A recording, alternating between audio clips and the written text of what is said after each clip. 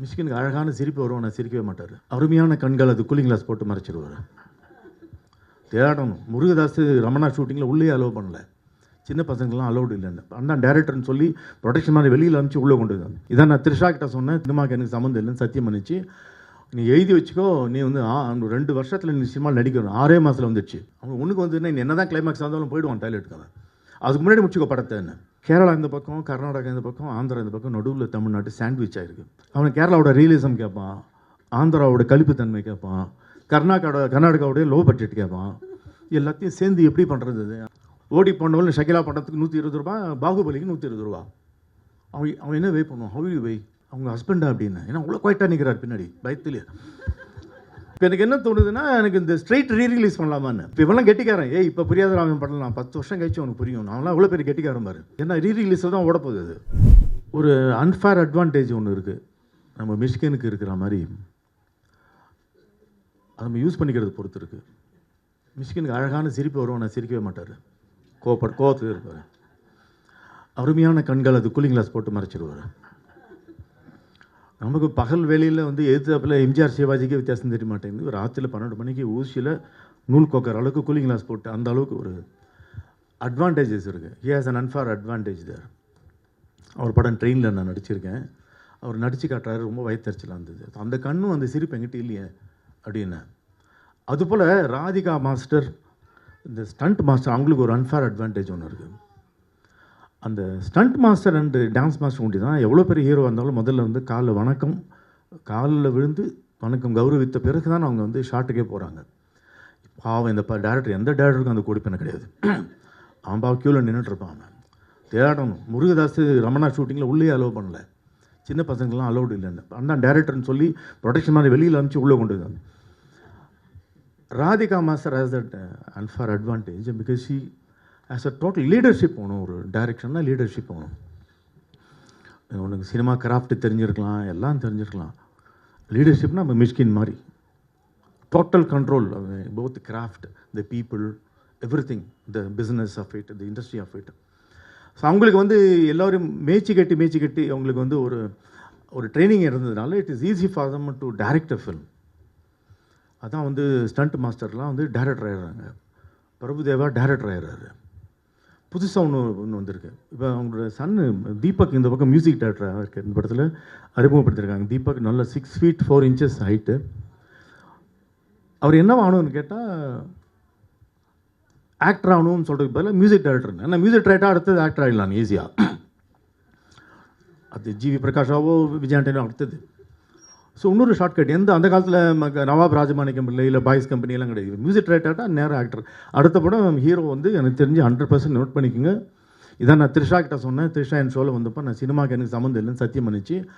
நீ எழுதி வச்சுக்கோ, நீ வந்து 2 வருஷத்தில் நீ சினிமாவில் நடிக்கணும். 6 மாதத்தில் வந்துடுச்சு. அதுபோல் இவர் வந்து தீபக் வந்து சும்மா இதான் நாம்கே வாசி நில்லுங்க கொஞ்சம் எல்லோரும் பாருங்கள். அவர் பாருங்கள், சும்மா ஒரு மியூசிக் டைரக்டர்னா ஆக்டர் ஆகலாங்கிற ஒரே ரீசனுக்காக தான் மியூசிக் பண்ணிடுறாரு அந்த படத்தில். I wish you extraordinary success in the music of this film as well as your career as an actor.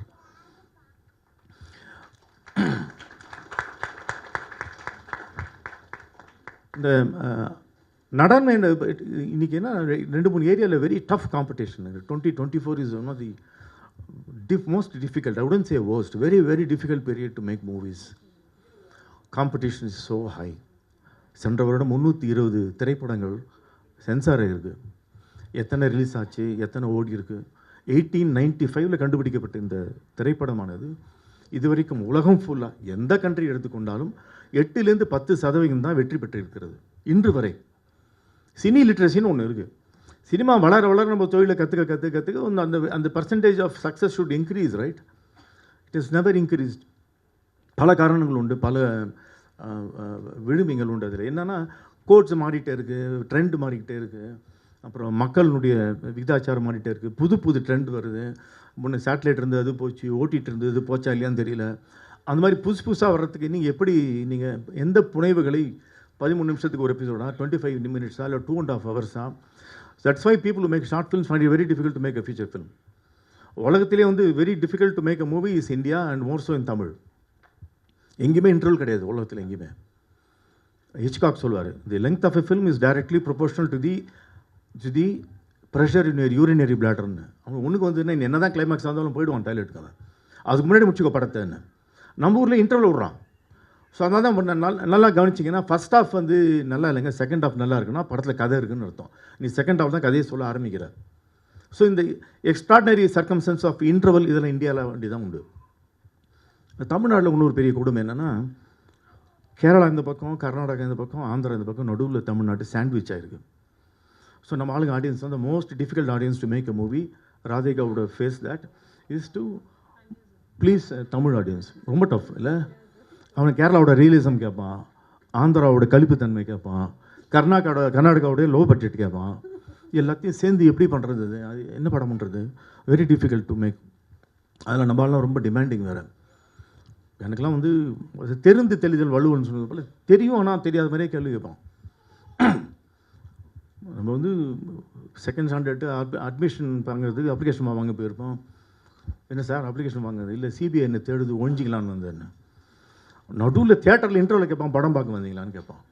இல்லை கடங்காரன் தொல்லை தாங்களேன்னு சினிமா தேட்டருக்கு வந்தேன். சாமி வேண்டின்னு இருப்பான், தீபாரதம் நடக்கும், என்ன சாமி வேண்டிக்குவான்னு முட்டிகிட்டே கேட்பான். இல்லை சிலையை திருடலாம் வந்துருக்கலான்னு. அது 12:30 மணிக்கு ஃபோன் பண்ணி கேட்பான், என்ன சார் தூங்கிட்டீங்களான்னுப்பா.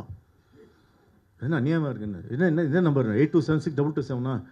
ஆமாம். அதுக்கப்புறம் அப்படின்வான். நம்மகிட்ட அளவலகி 2282229. என்ன சார் கிண்டல் பண்ணுறீங்க? என்ன பண்ணி நிற்கிறீங்களா? கரண்ட் அஃபேர்ஸ் வீட்டில் டிவி பார்த்துங்கிறேன். கரண்ட் அஃபேர் எப்படி சார் டிவி பார்க்க முடியும்? நீ ஃபோனை கூட என்ன பேச முடியும். அப்போ தான் வைப்பான், ஃபோனில் வைக்க மாட்டான். இந்த மாதிரி டிஃபிகல்ட் ஆடியன்ஸ்க்கு என்ன படம் பண்ணுறது? Very demanding. 120 rupees கொடுத்துட்டான், சேர் உட்காந்துட்டான். He is the owner of that entire seat. I have given my protocol is over. என்னுடைய ப்ரோட்டோகால் நான் தீர்த்துட்டேன். 120 ரூபா கொடுத்துட்டேன், நீ காட்டுறாஜா அப்படின்னா 240 ரூபாய்க்கு கழிப்பு தானே கேட்குறான். ஓடி போனவள் ஷகிலா படத்துக்கு 120 ரூபா, பாகுபலிக்கு 120 ரூபா. அவன் என்ன வே பண்ணுவான்? ஹவ் யூ வே?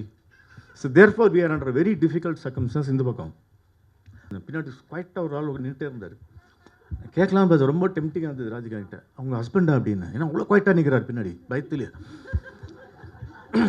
ஆமான்றாங்க பாருங்களேன். அதான சொன்னார், தாய்மொழி ஏன்டா பேர் வந்துன்னு தந்தையை பேச விட்டாதானே என்ன. ஏன்னா இப்போ தமிழ் சினிமாவில் படம் எடுக்கிறது ரொம்ப டஃப்பாக இருக்குது.